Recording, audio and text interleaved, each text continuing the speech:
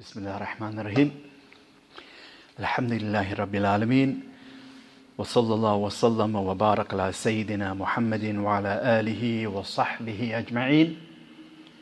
Ashhadu an la ilaha illallah wahdahu la sharika lah.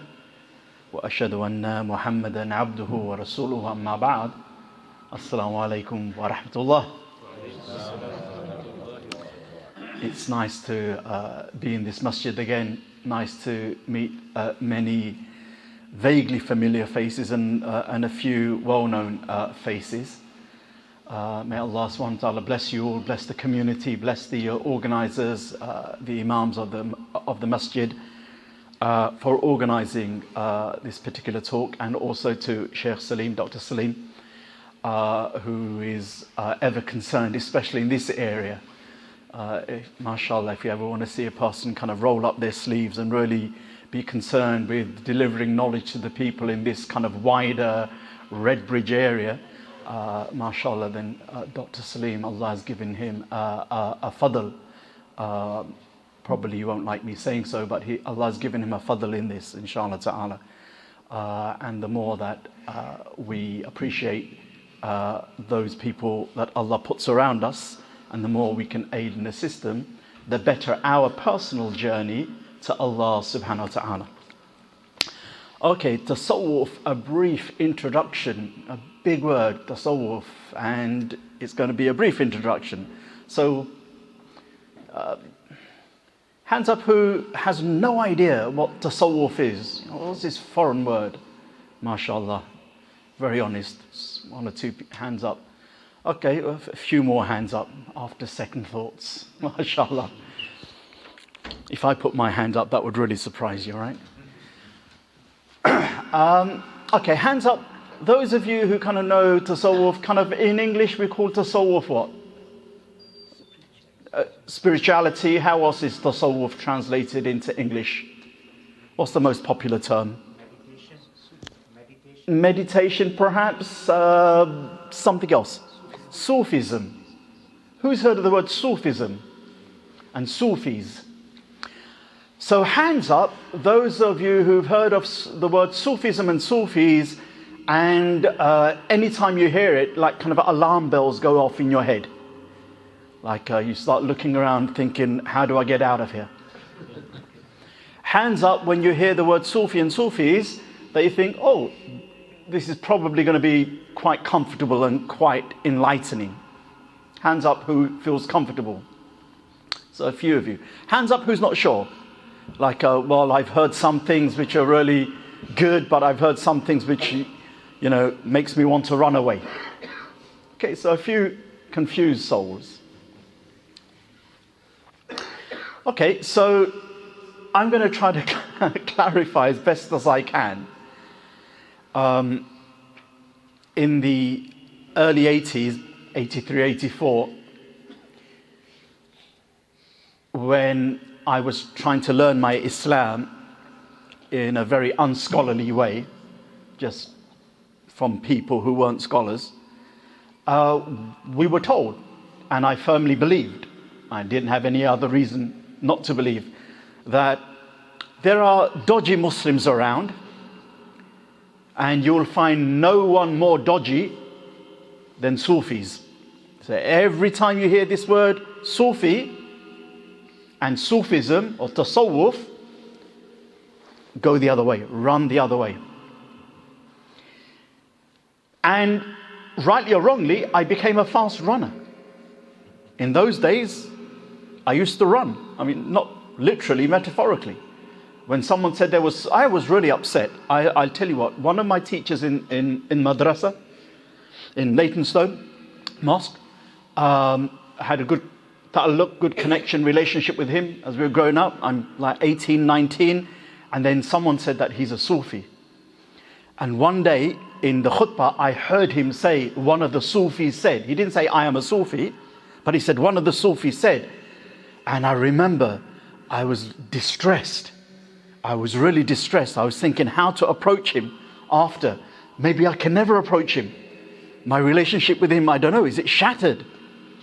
Such are the traumas that the term and the concept can cause, and even today amongst Muslims, if one is not blessed, unblessed to go on social media, right, you will see the intra-Muslim wars about Sufis. Okay, all sorts of insults and all sorts of accusations being hurled this way and being hurled that way. And not just against ordinary people, ordinary Muslims against ordinary Muslims, but even sometimes against scholars. Ordinary Muslims saying things about scholars, Muslim scholars who are known to be imams by all other scholars in our history. So it's something that is a bit difficult to tackle, and those of you who kind of know more or less what tasawwuf is about will probably understand why. So a good place to start would be simply, let's leave names. Let's leave Sufi, let's leave Salafi, let's leave tasawwuf, let's leave this, let's leave that. Let's just try to do concepts. Because if we get the concept, then the name doesn't really matter, right? So I could say, Ana min ahlil haq. I can say, I am one of the people of truth. And then I can print a t-shirt, right, with Abu Aaliya as one of the people of truth on it. And then I can pass out my t-shirts to you and you can join my club. And then we can all be part of the people of truth. But that won't make us people of truth. What will make us people of truth is if our beliefs, our practices, inwardly and outwardly, conform to haqq, the truth, which in this case for Muslims is revelation. The name doesn't matter in that sense. What counts are the beliefs and the inward and outward actions or practices that will define whether we are upon truth or not.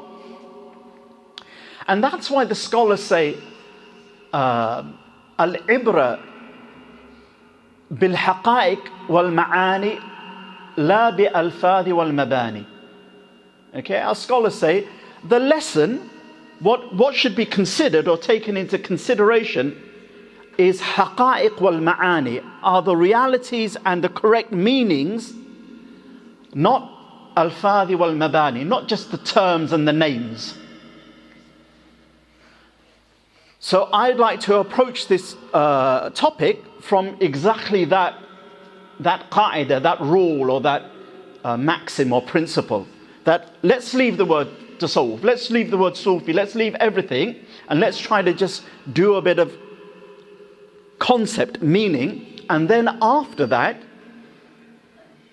I would like to quote some passages from a famous scholar called Ibn Taymiyyah, one of the scholars of the 8th century from Syria, 8th century Islam, to actually maybe help further understand whether this issue of tasawwuf or Sufism, whatever it means, is part of Islam or not part of Islam, whether we need to have alarm bells ringing or not. And if you don't already know, I'll explain later on, inshallah, if I remember, why I'm going to pick on this Imam Ibn Taymiyyah rather than 100 other scholars or several hundred scholars that we could pick on. Okay, so that's inshallah ta'ala how I intend bi'idhnillah wa billahi tawfiq. So, okay. Allah subhanahu wa ta'ala says in the Quran, A'udhu billahi minash shaitanir rajeem, fafirru ila Allah. Flee to Allah, run back to Allah, go to Allah, hasten to Allah. Whatever's distressing you and you're running away from that, run to Allah. Okay. Sometimes we run to something because something else is frightening us. So we're running away from something and we're running to protection. But fafirru ilallah, running away from something, could be we're running away from woes and distress, not something that really frightens us, but kind of saddens us or distresses us, and we flee to something that comforts us, We rush into Layla. Majnoon rushes into the arms of Layla. The lover rushes, فَفِرُّوا إِلَى اللَّهِ or فَفِرُّوا إِلَى الْحَبِيبِ, rushing towards the one you love. So when Allah Jalla Jalaluhu says, فَفِرُّوا إِلَى اللَّهِ, flee to Allah, it could be fleeing in fear, fleeing from fear to Allah, and that flight, that running is motivated by fear. Or it could be wanting to move away from sadness, distress, anxiety, something that kind of troubles the soul, into the comforting presence of Allah, because Allah is the beloved. So the fleeing could be out of fear, the fleeing could be out of hope, the fleeing could be out of love. The Prophet ﷺ says, "Kun fi dunya ka'annaka gharibun aw abirus sabil." Be in this world, or abirus sabil, be in this world as though you are a traveler or a stranger. Okay, let's take the travel bit. Be in this world as though you're a traveler. Anyone from outside of London? Okay, so none of us are travelers in the Sharia sense of the word. But let's just say, I can't remember what the Hanafi rule is, but if I lived like say 50 miles away, 48 miles is actually the distance, then coming into London for a 48 plus mile journey would be for me a safar, a travel which then, according to the Sharia, which then gives me certain compensations and rukhas. I might be able to shorten my prayer, for example, and barring Hanafis, I might be able to combine my prayer. Okay? Life, the Prophet ﷺ is saying, is to be thought of as a travel, as a safar, as a sayr, as a suluk, as a journey.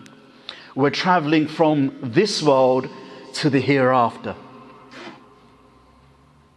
We're traveling from here to, inshallah, the presence of Allah subhanahu wa ta'ala. Kun fi dunya ka'annaka gharib aw abirus sabil. Be in this world as though you are a stranger or a traveler. And the traveler respects the places that they travel to, but none of those places are permanent homes. They may be temporary stopping stations, temporary service stations, but they are temporary, not permanent. Permanent is home. And the home of the believer is akhirah, is the hereafter, the afterlife. The home of the believer is the hadratul ilahiyya, the divine presence, to be in the hadra, in the presence of Allah subhanahu wa ta'ala. So it's not just about akhirah, it's about Allah as well. Do we not remember the lady Asya, the wife of Fir'aun? Husband finds out she's a Muslim, follower of the Prophet Musa alayhi salam. Husband has a bit of a temper. He's a bit of a rough guy.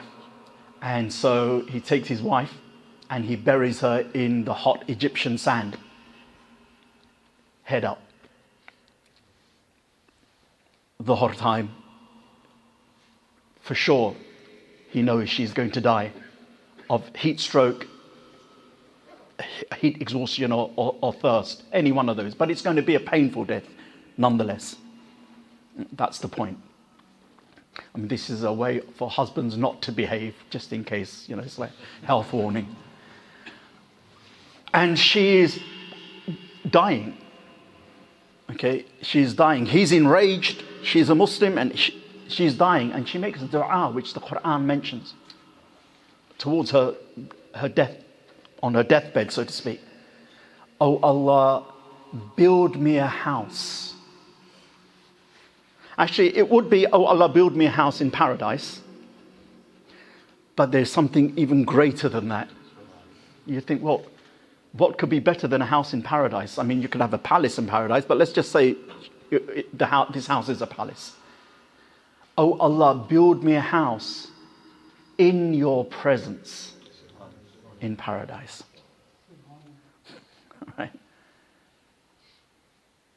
They say, the Arabs say, al-jar qabl al-dar, the neighbor before the house. When we were moving 20 odd years ago from Leytonstone to Redbridge, looking at the houses down that end, across the other side of the Eastern Avenue, we saw houses, but we also asked about the neighbors. Only one time were we told by the occupant, and it was a Muslim occupant, if I'm honest with you, currently both my neighbors are rascals. One of them is really bad.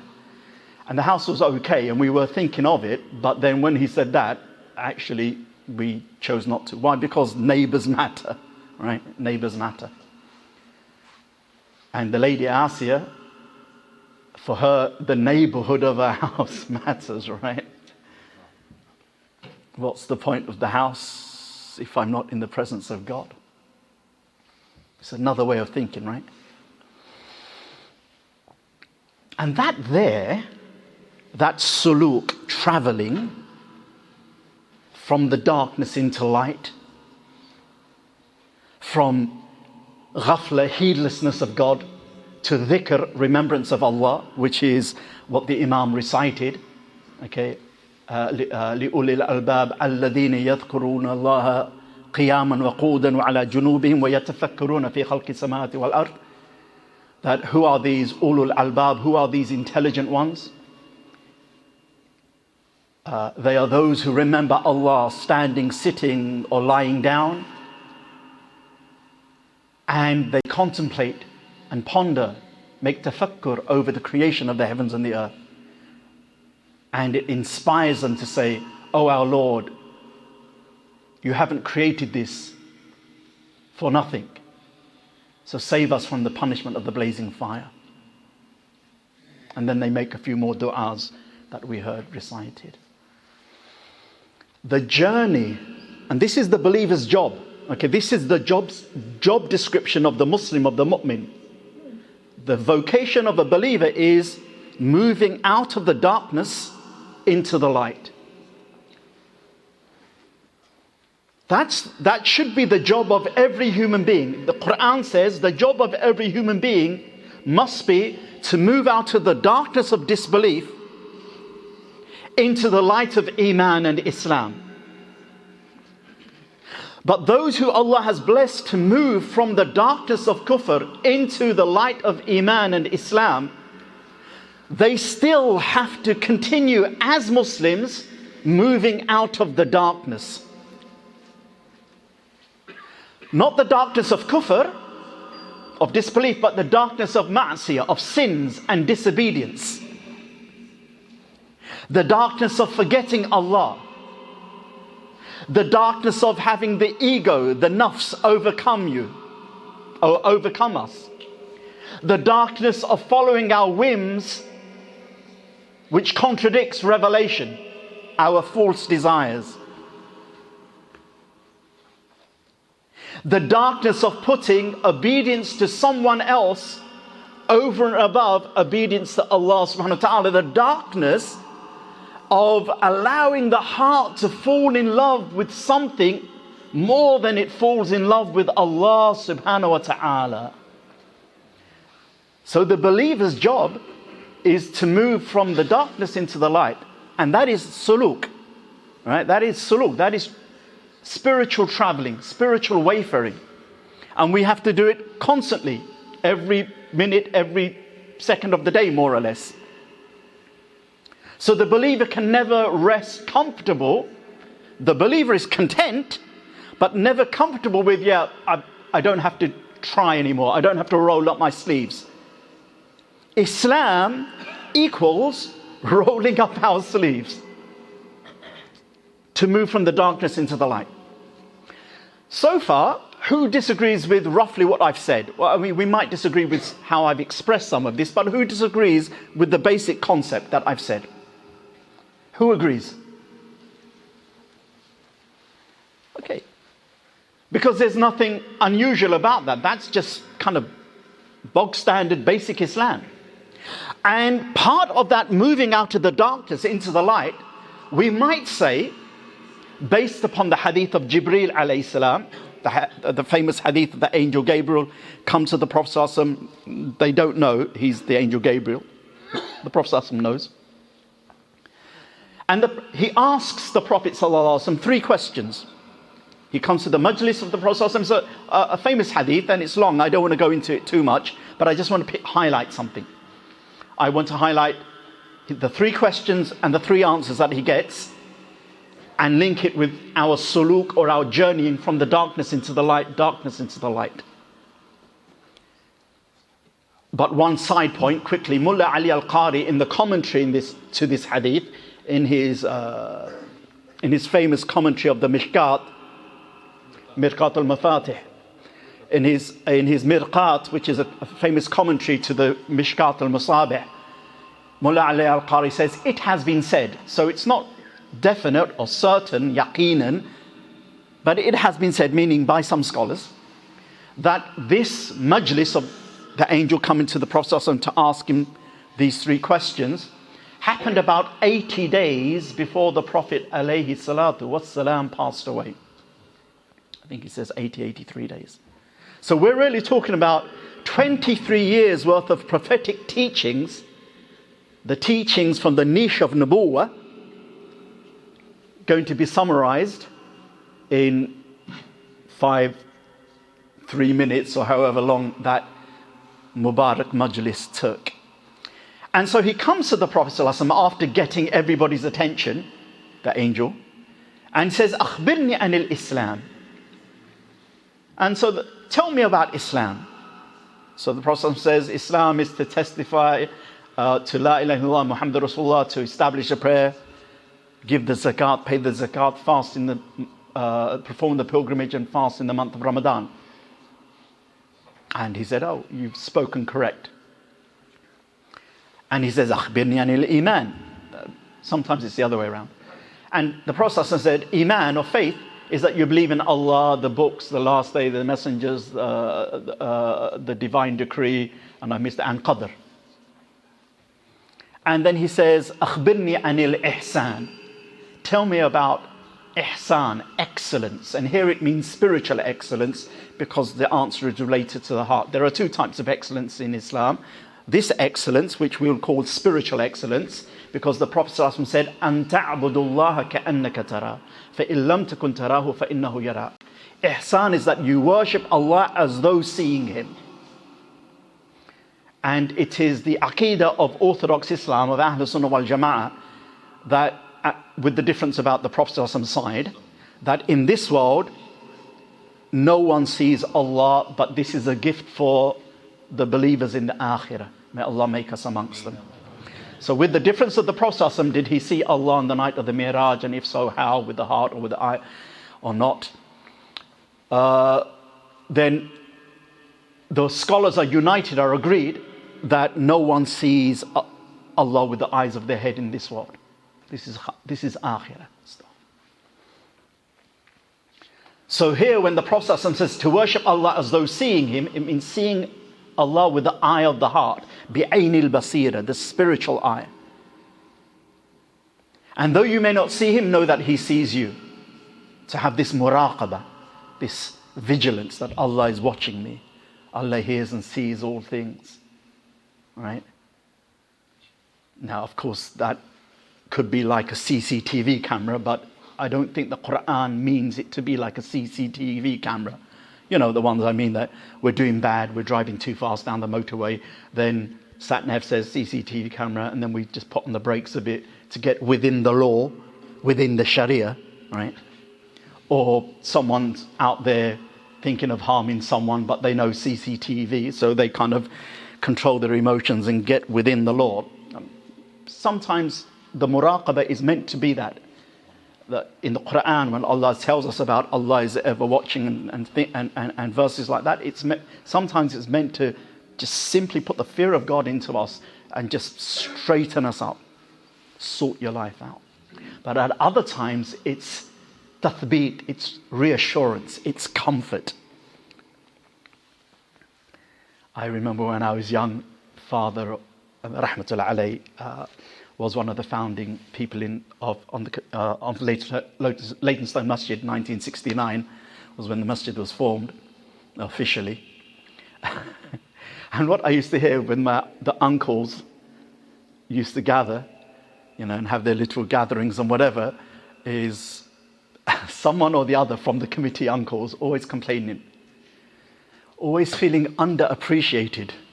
And I used to think, barring being like the Prime Minister of the country, there probably is no harder job and no sadder job than being on the mosque committee. Because all these people are regularly complaining they're underappreciated, all the work that they do. And in my mind, I was thinking, wow, my dad, what kind of work does he do? And yet he worked in the DHS. In the evening, he used to be a driving instructor, and then he used to do this mosque committee. And at some point, we moved out of Leytonstone to Chingford, right? So it was quite a drive. So I was like, wow, but underappreciated. When Allah blessed me to just begin to be a Talib al-Ilm, a student of knowledge, one of the first things we're reminded in Revelation and from our teachers is, don't worry if you're underappreciated by anyone. I mean, this is nothing to do with mosque committee, but it applies to mosque committee. Because if none of you appreciate my work, but Allah is watching, Allah appreciates, Allah will reward, what's the problem, right? What's the problem? You can all turn a blind eye, but Allah always knows and sees. And that is not CCTV. That's just Tafdîl. That's just comforting, consoling to the heart. Right? So these three questions, eliciting these three answers or responses, tell me about Iman. Here are the Arkanul Iman, the basic beliefs that make someone a Muslim. There are more beliefs, but these are the basic beliefs that we have to affirm to become a Muslim. Okay? And then Arkanul Islam, the basic obligatory duties, the fara'id, the wajibat in Islam. I better use the word fara'id because I'm in a Hanafi mosque, right? Okay. The basic fara'id of Islam, right? Basic obligations of Islam. There are more obligations than these 5, shahada, salat, zakat, so on and so forth. But they are the main ones, right? Can't imagine functioning as a Muslim fit for purpose without them. Especially not, you can't be a Muslim without the first one anyway. And then the third one is something spiritual about the heart. Let the heart be in a particular state or hal. Nurture in us this hal, this state in the heart. That at one level, that always the heart trying to remember Allah, that remember Allah sees and hears and knows. So beware and also be consoled and comforted. Higher than that, the heart is filled so much with faith, so much with Iman, so much with Nur, that it is as if the unseen becomes seen. It's as if, not that it becomes. That is the state that human hearts are created for. But they are like the best iPhone out there. But we use our human heart just like those old Blueberries, those old clunky phones that can't do anything but you can just press numbers on them. But the smartphone, right, can do all these amazing things, right? The human heart, we don't even use hardly any of its potential, even as Muslims. It's a smart heart, but we make it a dumb heart. But actually Allah is saying, have a smart heart. In Islam, the science or the ilm, where we are taught the outward rules of prayer and fasting and pilgrimage, we call that ilmul fiqh. Yeah? The science of Islamic law, Islamic jurisprudence, the outward actions of Islam. In Islam, the science of what beliefs we should have in our mind or in our heart, we call that aqaid or aqidah. Beliefs. It has other words as well, but we'll stick with aqidah.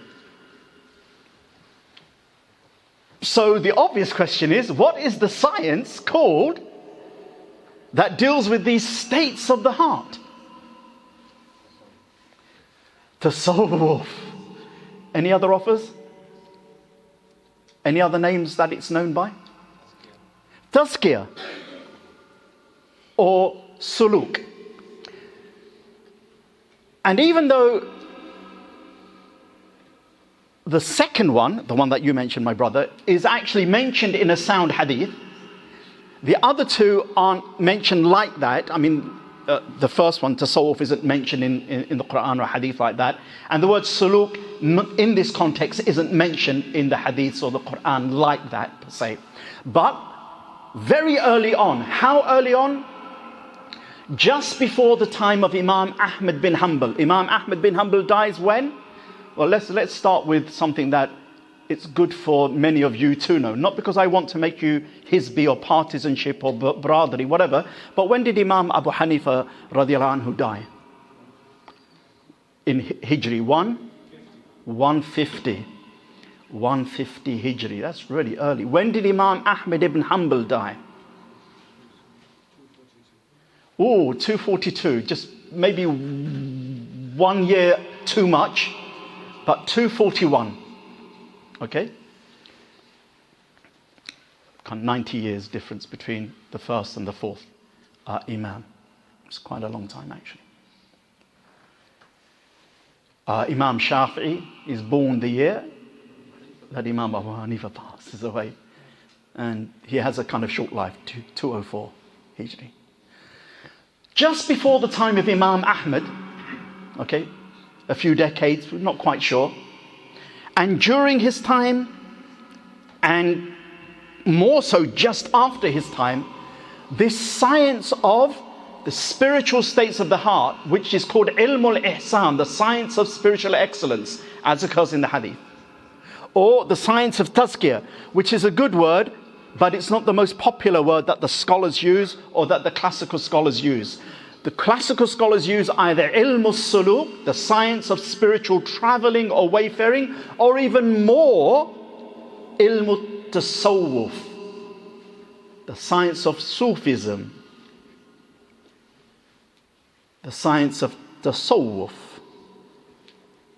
The science of Tasawwuf began to be spoken of publicly and codified, written down in books and taught as a subject. Just before Abu Hanifa's time, the science of fiqh was being written down. But then Allah sent Abu Hanifa to the world, and by the time he put his mind on it and his efforts with it, on it with some of his students, the way that the chapters of fiqh are done in any school, Shafi, Maliki or Hanbali, we follow the way that Abu Hanifa systemized the order, the tartib of fiqh. Alright? So fiqh was before Abu Hanifa rahimullah, but he was one of those who just like from A to Z started codifying it thoroughly and over a long period of time. Likewise Malik and likewise Shafi'i as well. And later on Imam Ahmad. And roughly just after that time, roughly 30 years, 20 years, 50 years, but roughly after that time, it was felt there was also a need to codify, at least in short booklets, the correct beliefs of the Muslims, the right Sunni beliefs. Why? Because by Abu Hanifa's time, a few misguided Muslim sects had arisen. And so they're going around town, various Muslim cities, saying the wrong thing against the Sunnah, against the way of the Sahaba. And so it was felt that we now need to write these small things and maybe sometimes read them out after the prayer in the mosque, so even the normal Muslims, ordinary Muslims can hear and know the right from the wrong. But just before Imam Ahmad's time, and during and after, you have these names, amongst which include And these names that I'm going to mention, these are like the four Imams. These are like Imam Abu Hanifa, Imam Malik, Imam Shafi'i, Imam Ahmad ibn Hanbal, how they are to the science of Islamic law, of fiqh. These names, or I'm not going to mention many of them, but these names are like these Imams to the science of Islamic spirituality, which we will now call tasawwuf. And that's the word I'm going to continue to use. Just before Imam Ahmad, people like Ma'ruf al-Qarhi, Fadl ibn Iyad. In his time, as he was living in Baghdad, Bishr al-Hafi. Just after Imam Ahmad, just a few decades after, people like Abu Sulaiman al-Darani, Junayd al-Baghdadi, Sahal al-Tusturi. Okay? And it continues. And the Junayd al-Baghdadi becomes like the Abu Hanifa.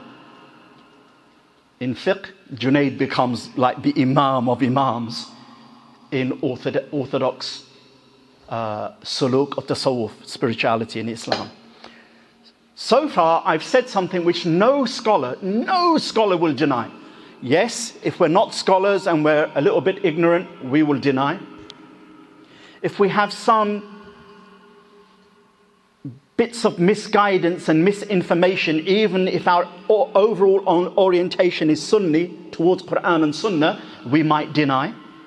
And there are groups of Muslims today, since the kind of 1900s, the last 150 years, we've had groups of Muslims, well-intended, ascribing themselves to the Quran and the Sunnah and the way of the Sahaba and the way of the early Muslims, but they will reject the word tasawwuf. And if you keep the word tasawwuf out and you explain tasawwuf just like I explained in the beginning, they'll nod the head and weep and wahwa and mashallah, right? But once the word tasawwuf gets in, it's like, khalas, he's a deviant, and I saw that brother give him salam, so that brother must be a deviant, and then someone gave that brother salam, we're getting that. That can happen. Otherwise, scholars are completely fine. All right, so that is really what I've said. This suluk, this moving from the shadow into the light, from disobedience to obedience to Allah, from forgetting Allah to remembering Allah, from being ungrateful to Allah to thanking Allah, from the heart being in love with something other than Allah to Allah's love just dominating the heart, from the world becoming the thing that I am chasing, even if it means through haram means, to the world becoming pretty insignificant. It's a means to a goal. I have to use the world, I have to be responsible in the world, but the world isn't my goal, dunya isn't my goal. Yes, I'm interested in how Morocco are doing against Portugal, part of the dunya, right? As I left, literally as I was shutting the door, I heard the people in my house say, oh, like that. So I knew someone had scored, so I actually thought, hold on, let me go back in. I had actually stepped out of the house and I went back in and it was 1-0. Okay. Fine, take an interest in it. There is a buzz in the air, but come on. Football is nothing significant, even if Morocco win. And it doesn't matter how many Muslims do sajda on the pitch. It's not significant. But it can be a buzz. It's okay to be a buzz. It's okay to have that national interest. It's okay to love the game itself in that sense. But no more than that. Not for the emotions to be so wound up upon it. I can't remember when it was, but it was in somewhere right towards the mid or late 80s. But when England got knocked out by Argentina in that famous Maradona so-called hand of God thing, the next day on LBC radio, this is like, was it 86 or something like that, 86. Next day on LBC radio, the speaker was talking about how it's now been proven over the last 15 years of research and data that domestic violence in household goes up when England lose. I was like, subhanallah, you could never imagine the emotions could be tied. I mean, as a nation, we know we have the art of losing. All right? Mashallah, we are, mashallah. Okay, we've perfected the art of losing. Right? But to that degree, so both ways, something that captivates our heart that much, which is not Allah or linked to Allah, it's not really the way of a believer. It's not really, because our heart is too precious to be captured by something other than Allah Jalla Jalaluhu. We have to have that amount of self-respect. So enjoy, be fascinated, love the beautiful game, but just keep it in its place. So what I'd now like to do is I'm going to read one or two statements just to end my talk, because I've got about 5-10 minutes max. And I'm going to pick on Imam Ibn Taymiyyah because for 2 or 3 reasons. One, it is still claimed that Imam Ibn Taymiyyah, this scholar who died about 700 years ago in Damascus, was anti-tasawwuf. He was anti-Sufis. This was said by Orientalists back in the late 1800s, the 19th century, and until very recently in non-Muslim Western Islamic studies used to be taught. And unfortunately, some of our brothers and sisters, following some, inshallah ta'ala, well-intended mashayikh scholars of today, a handful, say the same thing, that all this tasawwuf is all nonsense. Nothing like that in Islam. And all Sufis, people who ascribe themselves to this tasawwuf, they're all dodgy at some level. Okay, various levels of dodginess, but they all have the big D, big dodgy, big deviant on them. And what that does is 2 things. It causes schisms amongst Muslims, because there are most Muslims are, and certainly most Muslim scholars are totally okay with it, and they're saying, what are you talking about? And it causes schisms. It causes people to start wagging their finger against their fellow Muslim, and it causes hearts to split, which is never a good thing. But perhaps more importantly, it corrupts the knowledge, the actual revealed knowledge. It changes the knowledge. That's probably more important. So let me quote Ibn Taymiyyah. And this is a standard way that he speaks about tasawwuf. Okay, so this is not like I've just quoted a line from him and he has so many other... No, this is just standard stuff from him. And it's in a collection of his fatwas over his lifetime, were eventually collected into like 36 volumes. Okay, Majmu' Fatawa. He wasn't the scholar who wrote the most, but he was one of those scholars, one of those 10, 20 scholars who really had a phenomenal output.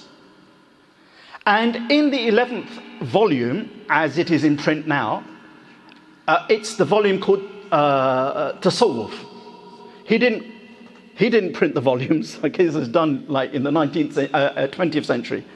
But it's called Tasawwuf, where all of his fatwas and his little treatises, his little booklets and some larger books about Tasawwuf are there. The volume before that, volume 10, is Ilm al-Suluk, the science of spiritual wayfaring. They could have both been called Tasawwuf, part 1, Tasawwuf, part 2. But for some reason, the compiler, who was a scholar in himself, a Hanbali scholar in himself, decided to call it Ilm al-Suluk and Tasawwuf. In Tasawwuf, volume 11, pages 17 to 18. Let's just, bit by bit, and end the talk, and inshallah, Mufti Ar-Rahman will take over, inshallah ta'ala. So he's asked this question. So what is Sufi? What is Sufi? What is Tasawwuf, Sufism? What is Faqr, spiritual poverty, which is another word for Tasawwuf? Right or wrong, good or bad? So this is how he kind of begins to address it. I mean, he says some things before, but let's skip that bit. He says, "Huwa fil haqiqa naw'un min as-siddiqeen." The Sufi, in reality, is a type of siddiqeen, is a type of higher saint, like a higher wali. فهو الصديق الذي اختص بالزهد والعبادة على الوجه الذي اجتهد فيه. He is the saint particularized with zuhud, worldly detachment, and ibadah and worship according to his exertion or efforts in it. Who is this Sufi in general?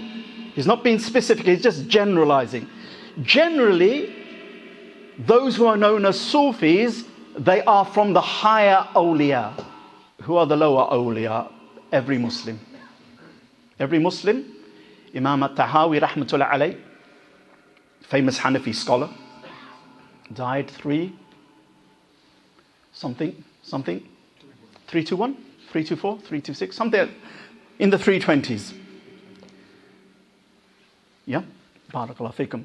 He says in his famous Aqidah, which all Sunni Muslims accept, okay, it's really, ideally this should be the standard Aqidah, in my opinion, and Allah knows best.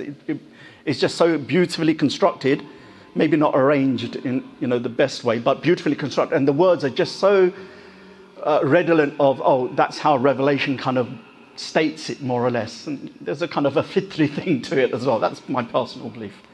He says, Al-Mu'minun kulluhum awliya ar-Rahman. The believers, all of them are awliya of God, of Allah most merciful. Why? Because the Quran says, Inna awliya Allah la khawfun alayhim wa la hum yahzanun alladhina amanu wa kanu yattaqun. The believers of the awliya of Allah, no fear shall come upon them, nor shall they grieve. They are those who have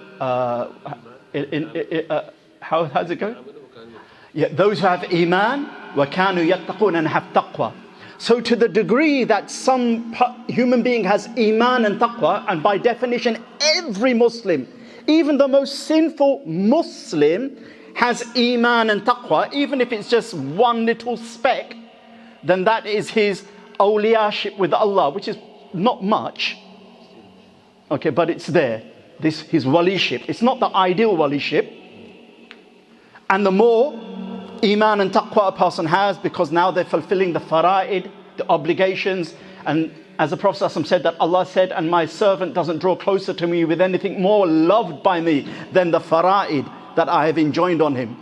So the first and main, in fact the main thing of our time today in the journey of love, of mahabbat to Allah Jalla Jalaluhu, is ada'ul fara'id, fulfilling the fara'id.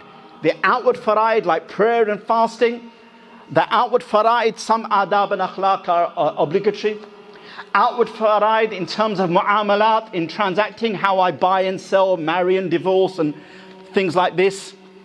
I can't have a big beard, right? And then in my business, I cheat and I'm doing haram, and because generally the beard is sunnah, right? And cheating and doing those type of things in business is haram, right? We don't want this upside down Islam. We want an Islam that is meaningful and that Allah is pleased with, right?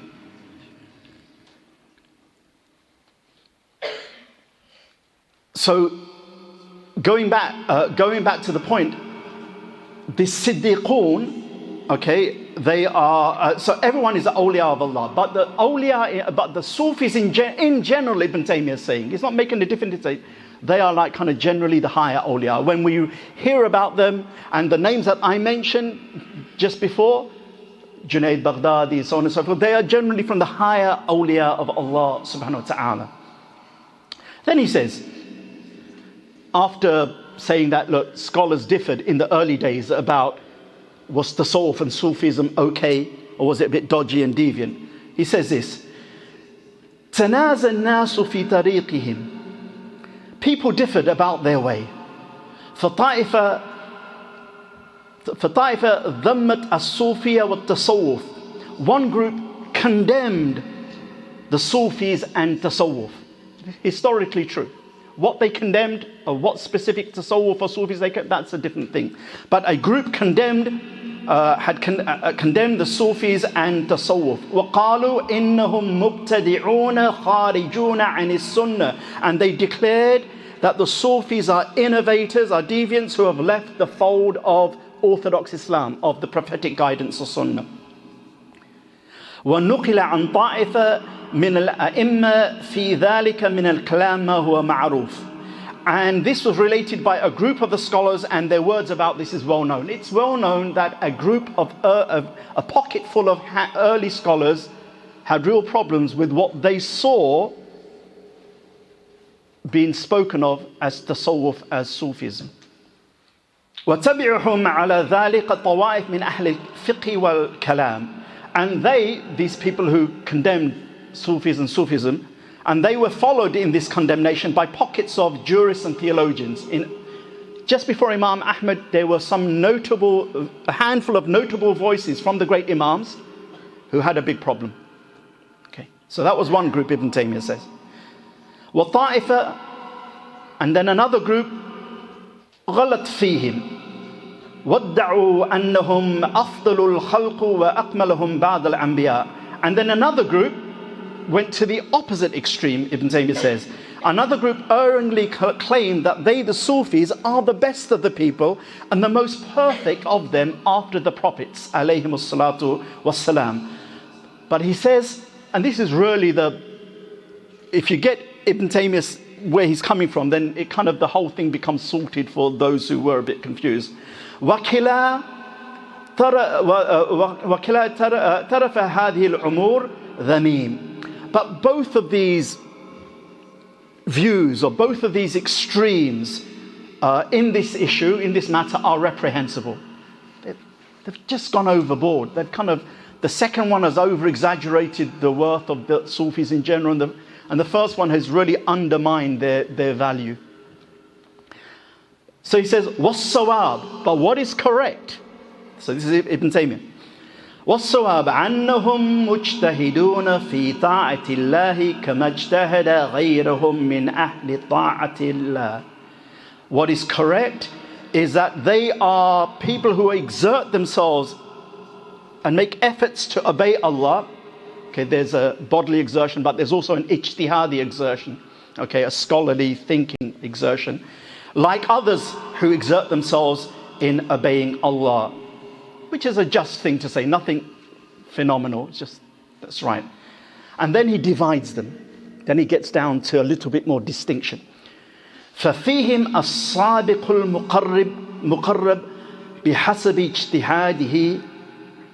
And of the Sufis, right? Of the Sufis, this is really nice. Amongst their rank are the Sabiqun Muqarrabun. And anyone who has a brief, even a vague familiarity with the Quran, know that really after the prophets and the messengers, alayhimus salatu wassalam, there is no maqam or station higher than the Sabiqun Muqarrabun, those who are drawn closer to Allah, right? Those who are qareeb, those who Allah has given that qurb, right? Because really that's the whole point of being created. Qurb, mahabba. It's in praying, bowing, ruku, sajda is important. And we have to do it whether we're doing it good or bad, inwardly or out, it has to be done. But it's meant to be done with ma'na, with meaning. What meaning? Qurb and mahabba. To draw closer to Allah. To love Him and be loved by Him. Not just to love Him, which would be a thing, right? But to be loved by Him. Definition of sadness, definition of despair, to give love, to receive no love in return. Right? That's kind of a disaster for a lover. But Allah, different. And that's why really tasawwuf, and I can say Islam generally, because we don't need to get hung up on the term. Remember, al-ibra bil-haqa'iq wal-ma'ani la bi-al-fadhi wal-mabani. We can just say the path of Allah, the path of Islam, the spiritual path, or just Islam itself is at-tahabbub ila-Allah bima yarda. Becoming beloved to Allah by doing what pleases Him. More than ever, it's important to put love into the equation. It is the thing that gives meaning to the whole concept of Islam, of ibadah, of life itself. if we present to our children or others Islam as a set of rules of do's and don'ts, once upon a time that worked for most people. It worked. But the last time it worked was probably my generation. From then on, it started to fall to pieces, such that by the time of my children's generation, it doesn't work for so many reasons which are not their fault. Nor is it necessarily bad teaching of parents, because they themselves haven't been taught, put ma'na, meaning into things.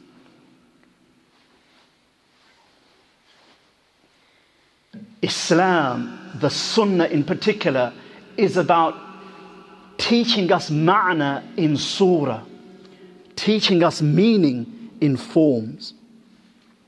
The Sunnah gets us to recognize some people are black, some people are brown, some people are white, some people are yellow, some people are male, some people are female, and I'm not going to get into the other gender distinctions that we don't really recognize. But those are surah, those are just outward forms.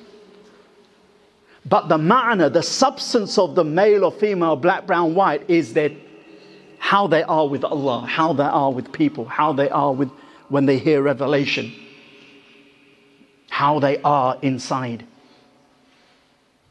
Right? And the whole of Islam teaches us that. The Prophet ﷺ says, when any of you stands to pray, hadith sahih, let him wear his best dress, for Allah has more right that you beautify yourself for him. Why? Because ma'na. If I'm going to go out of my way to a wedding, hopefully you're not like me, because I probably would go to a wedding like this. And when I got married, at that time I had 2 trousers and I had 2 shirts, one of which was not wedding material at all. I used to run and jog in it and everything like that. So like kind of how I was on Thursday was how I was on Saturday. Except that I did have a bath and I combed my hair in and everything like that. Put a turban on my head. But most people will dress up. That's the right thing to do, right? So if we're dressing up for a wedding, for an interview, for whatever,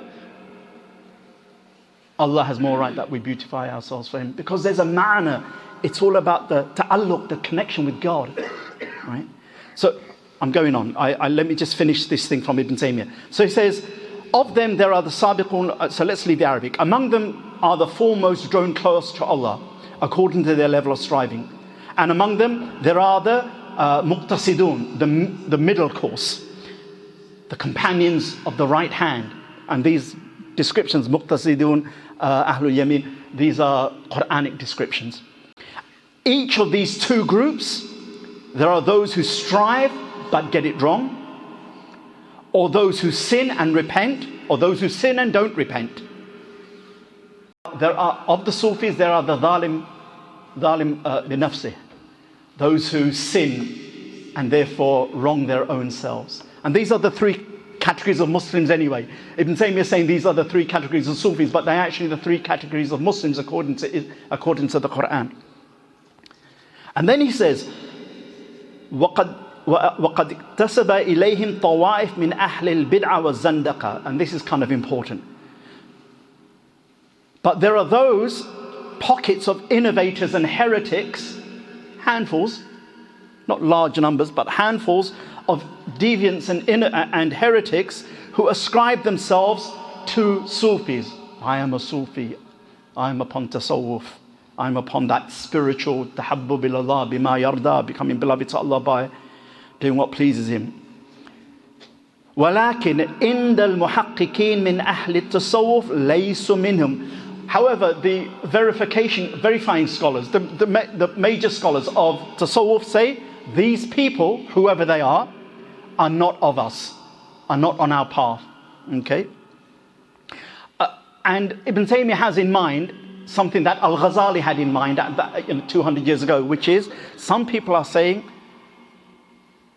when we speak about divine love, Allah's mahabbah, we have reached such a high degree in love. we are excused from praying and fasting. Our ta'alluq with Allah has gone higher than that. And though they don't say it exactly, they basically say it's gone higher than the prophets who are still praying and fasting and who had that connection with Allah. So these were heretics, right? And there were people similar to them, but maybe lesser in their deviation. These are the people who Ibn Taymiyyah had in mind, as Al-Ghazali had in mind 200 years before him. And all of the people of Tasawwuf said, the Imams, Junaid and all these said, no, these people are not on our path. And in some cases, they may not even be on Islam. That's how bad it could be. And then finally, Ibn Taymiyyah says, and then he says, and he gives an example, and it's a controversial example, but I'll mention it anyway. ليس منهم كالحلاج مثلا فإن أكثر مشايخ الطريق أنكره وأخرجه عن الطريق. From these heretics and deviants, and then Ibn Taymiyyah, taking one position of his school, Hanbali school, says an example of this is a particular personality in the 4th century of Islam called Al-Hallaj. Highly controversial. So whilst Ibn Taymiyyah and Abu Ya'la and a group of the Hanbalis say, yeah, this, and they follow in this Junaid al-Baghdadi and many of the great Imams, as Ibn Taymiyyah says, as-Sulami, Abdul-Rahman as-Sulami in his Tabaqat Sufiya, Khatib al-Baghdadi in the Tariq Baghdad, they quote that he was off. It was majorly off. But the flip side of that is other scholars, Sufis and others, like Ibn Qudama al-Maqdisi, one of the Imams of the Hanbali school, and others like him said, no, Hallaj was misunderstood and he was a wali.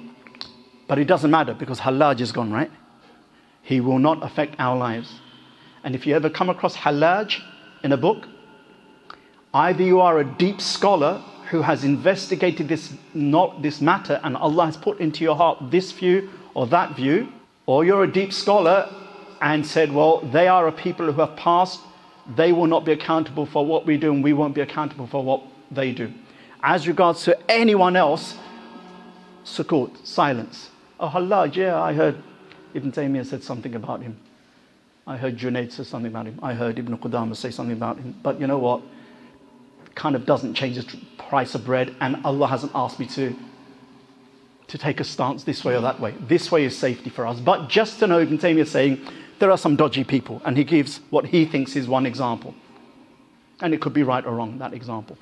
And they didn't just say it off the top of their head. There are kind of reasons for it historically and some of the utterances. And then he just finishes by saying, ثم إنه بعد ذلك تشعب وتنوع وصارت الصوفية ثلاثة أصناف. And then after this, the Sufis, they split up into various branches such that the Sufis are of 3 categories. And this is where I'll end his saying. He says, Sufiya al-Haqa'iq, Sufiya al-Arzaq, wa Sufiya al-Rasul. Sufis are of 3 categories. The Sufis of true realities. I mean, these are the genuine Sufis like the Junaids and the Sahals and the Ma'rufs and radiyallahu anhum ajma'een, right, who really become the Imams of right guidance for us even till today. And the orthodox Sufi teachings of today trace their pedigree back to these type of Imams, okay? So there's the Sufis of true reality, the genuine Sufis. Sufis just to earn a living. If you're in majority Muslim lands, even today you might still find some of them, okay? And they do well. They earn a good living, okay? And then there are just Sufis in appearance, okay? They don't earn a living. Their appearance for 2 reasons. Either charlatan appearance, because they want to earn a living, or actually they want to just imitate the way of the righteous. So they have kind of good intent, but they don't have the substance. Perhaps they would like the substance, so we hope that, as the Prophet ﷺ said, you will be raised up with those whom you love. Right? So when we love the awliya, there's some hope there, right? But they could also be people just for the show because they're more closer to the Sufia Arzaq, just the fake Sufis trying to con people out their money for one reason or the other. But it's okay. just like we get bad Muslims, just like we get bad Sunnis, we get bad Sufis. Some are worse than others. But that doesn't mean the whole of Islam is defunct. The whole of Orthodox, mainstream Islam, Sunnism, Ahl Sunnah wal Jama'ah is wrong. Likewise, that doesn't mean the whole of Tasawwuf is wrong. It's just that. And how do we sort out the wheat from the chaff? We make, in this day and age, if we were living 100 years ago, I would say different. And if Shaykh Abdul-Rahman or Dr. Salim want to correct me in this, then I'm very much open to correction. But today, when we learn this science, just like we learn fiqh, just like we learn aqidah, when we learn this science, either we're learning the detailed rulings of the heart to develop the heart, or we're just having good spiritual companionship. Try to make sure that the person who is claiming tasawwuf and teaching tasawwuf, from whom we're going to open up our hearts to, and he is Sahibu Sharia. It could be a Shia as well, but he's a person of Sharia in this day and age. Not because that is a condition. The condition is that they should be following the Sharia. Otherwise, forget it. But in this day and age, let them be an alim of Sharia as well. Why? Because there's just a lot of issues, and there's more confusions that scholars are still trying to sort out in this time. So that's that. There is no reason for alarm bells to ring. I personally feel, so this is not fatwa, my personal opinion, can be taken or left. It's more important to reach out to people's hearts with the concept more than the name. And it's more important that we live something of the concept more than just preach it. We need to be people actively trying to step out of the darkness into the light and have some kind of suluk in our lives. And that's it. Tasawwuf is tahabbub ilallah bima yarda. It's becoming beloved to Allah by doing that which pleases Him, but it's actually rolling up the sleeves. One of my sheikhs, Abdullah Ta'ala, says, today this tasawwuf path rests on 3 pillars. Ada'ul fara'id, or let's flip it around. Tarkul haram, abandoning the haram, which means fulfilling the obligations actually. Tarkul haram, dawamul dhikr, doing as much dhikr as we can constantly, as much as we can.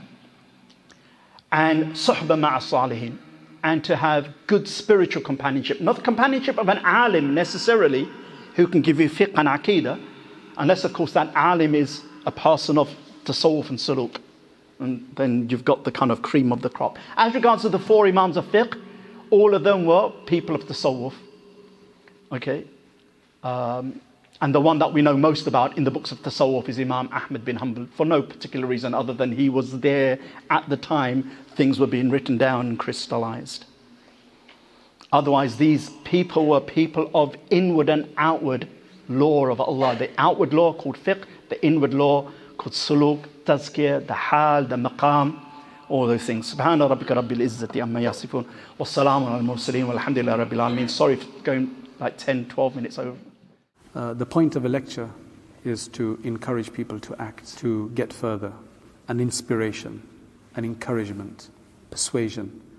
The next step is to actually start learning seriously, to read books, to take on a subject of Islam and to understand all the subjects of Islam, at least at their basic level, so that we can become more aware of what our deen wants from us.